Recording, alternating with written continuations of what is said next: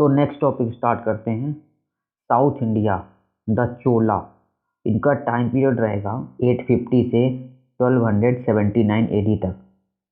इनको इम्पीरियल चोला भी कहते हैं, known as imperial Chola of Thanjavur. इसके पहले भी चोला थे, उनको पढ़ा था। अब ये चोला, इनका नाम होता है इम्पीरियल चोला। ठीक है, आगे देखते हैं। The founder of Chola dynasty was Vijayalaya. Vijayalaya इस डायनेस्टी के फाउंडर थे। एक्चुअली ये ना पल्लव राजाओं के अंदर फ्यूडेटरी थे। ठीक है, ये बात हमें याद रखनी है। ग्रेटेस्ट चोला किंग कौन कौन रहेंगे? एक तो राज राजा था और उसका सन राजेंद्र फर्स्ट, ये ग्रेटेस्ट चोला रूलर रहेंगे। उसके बाद लिखा हुआ है द अगरहट्टा। अगरहट्टा मीन्स पर्सियन व्हील। ये एक्चुअली पर्सियन व्हील है ना, ये सिंचाई के लिए इससे पानी निकाला जाता था। तो ये पर्सिया में यूज होता होगा, ये इंडिया में भी यूज होता था। तो इसका यूज इन लोगों ने किया था। आगे और भी इरिगेशन सिंचाई के लिए लोग मेथड यूज करते थे, जैसे टैंक का तो करते थे, कैनाल्स का, वेल्स का, इन सब का करते थे। अब आगे देखते हैं राज राजा फर्स्ट के बारे में। 985 से 1014 तक इनका टाइम पीरियड रहेगा। द ग्रेटेस्ट चोला रूलर ये थे। उसके बाद आगे देखते हैं। इनके समय चोला अम्पायर, ओबीसी बात है, काफ़ी बड़े एरिया में फैल गया था। साउथ इंडिया का काफ़ी बड़ा अम्पायर हो गया था।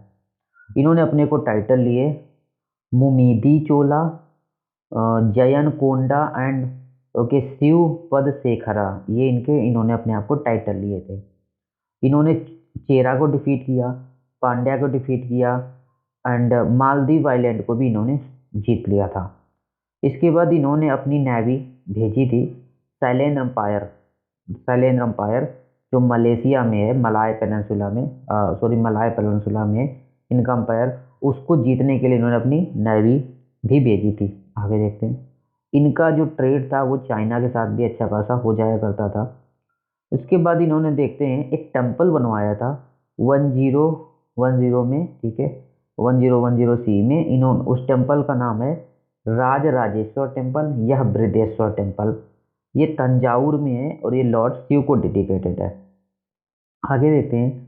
ये जो राज राजेश्वर या बृहदेश्वर टेम्पल है, ये ग्रेटेस्ट लिविंग चोला टेम्पल का पार्ट है और ये 1987 में यूनेस्को की वर्ल्ड हेरिटेज साइट में भी शामिल हो गया था। अब ये जो है ना, ये टेम्पल ये द्राविडियन स्टाइल में बना हुआ है। द्राविडियन स्टाइल का एक बेस्ट एग्जाम्पल माना जाता है। आगे देखते हैं। Developed revenue system. इन्होंने जो रिवेन्यू सिस्टम डेवलप किया था, वो खेती में टैक्स कैसे लेते थे। पहले ज़मीन को, लैंड को सर्वे करते थे, फिर उसी हिसाब से रिवेन्यू लगाते थे। ठीक है, उसी हिसाब से टैक्स लेते थे। जिस हिसाब से उसमें प्रोडक्शन होगा उसी हिसाब से टैक्स लगाएंगे। ये भी बात इम्पोर्टेंट है।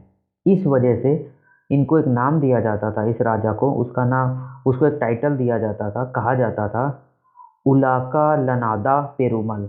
काफ़ी थोड़ा टिपिकल सा नाम है। तो इसका मतलब होता है the great who measure the earth. तो ये चीज़ याद रखना है। आगे इनका सन होता है, उनका नाम होता है राजेंद्र द फर्स्ट। तो इनका टाइम पीरियड 1014 से 1044 तक रहेगा। ये राज राजा के सन होते हैं, याद रखना। एक्चुअली इन्होंने श्रीलंका को जीत लिया था, पूरा होल श्रीलंका। एक्चुअली ऐसा है ना, इनके फादर ने भी, राज राजा वन ने भी श्रीलंका में अटैक किया था। नॉर्थ श्रीलंका उन्होंने जीत लिया था और इनका राज राजा का सन राजेंद्र फर्स्ट ने पूरा होल श्रीलंका जीत लिया। उसके बाद इन्होंने क्या किया था, राजेंद्र द फर्स्ट ने, इन्होंने, इनकी नेवी तो बहुत स्ट्रांग हो ही गई थी, तो इन्होंने जो बे ऑफ बंगाल वाला एरिया है, वो बे ऑफ बंगाल, उसको तो एक हिसाब से इनके लिए जो बे ऑफ बंगाल है वो तो एक चोला लेक में कन्वर्ट हो गई थी, क्योंकि वहाँ से बहुत सारे अपने मिशन भेजा करते थे। और इन्होंने क्या किया, राजेंद्र फर्स्ट के टाइम में इन्होंने बंगाल उधर का सारा एरिया हासिल कर लिया, जीत लिया। तो इस वजह से ये अपने आप को टाइटल लेते हैं, ठीक है, गंगई कोंड चोला। गंगई कोंड चोला, गंगा वाले एरिया को सब जीतने वाला। और इन्होंने एक शहर भी बसाया, उसका नाम है गंगई कोंड चोलापुरम। ये लर्निंग के भी काफ़ी शौकीन थे, पेट्रोन, तो लर्निंग को भी पेट्रोनाइजेशन दिया था इन्होंने। तो इनको पंडिता चोला भी कहा जाता है। इन्होंने लोकल सेल्फ गवर्नमेंट को भी इनकरेज किया था। इस डायनेस्टी का जो लास्ट रूलर है वो राजेंद्र द थर्ड है, ठीक है, लास्ट किंग है। इसके बाद ये चोला डायनेस्टी को पांड्या लोग जीत लेते हैं और ये डायनेस्टी खत्म हो जाती है। अब नेक्स्ट टॉपिक आएगा इसमें administration of the Chola empire, ठीक है। तो चोला अम्पायर के एडमिनिस्ट्रेशन को हम नेक्स्ट वीडियो में कवर करेंगे।